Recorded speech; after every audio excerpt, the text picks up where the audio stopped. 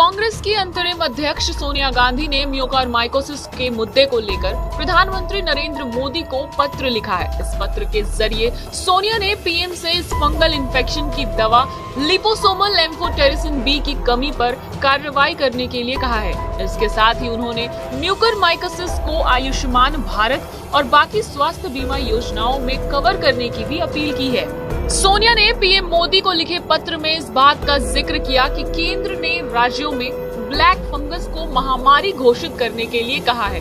सोनिया ने कहा कि महामारी घोषित करने का मतलब ये है इसके इलाज के लिए जरूरी दवाओं का पर्याप्त उत्पादन और सप्लाई सुनिश्चित करना आवश्यक है और मरीजों की मुफ्त में देखभाल भी। कांग्रेस अध्यक्ष ने लिखा कि मैं समझती हूँ कि इसकी दवा लिपोसोमल एम्फोटेरिसिन बहुत जरूरी है। हालांकि बाजार में इसकी कमी की भी खबरें हैं। इसके साथ ही सोनिया ने इस बीमारी को आयुष्मान भारत और बाकी स्वास्थ्य बीमा योजनाओं में शामिल करने के लिए कहा है।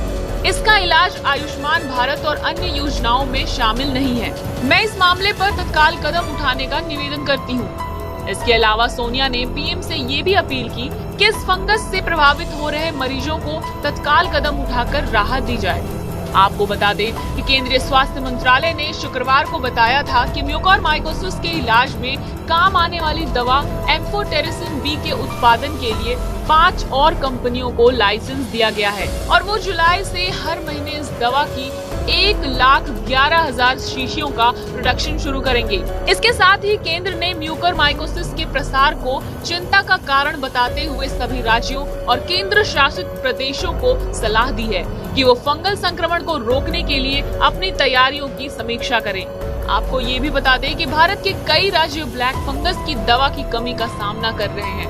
बीते कुछ दिनों में राजधानी दिल्ली, महाराष्ट्र और गुजरात समेत कई प्रदेशों से सप्लाई बढ़ाने की मांग की गई है। महाराष्ट्र में इस दुर्लभ संक्रमण के सबसे ज्यादा मामले सामने आए हैं।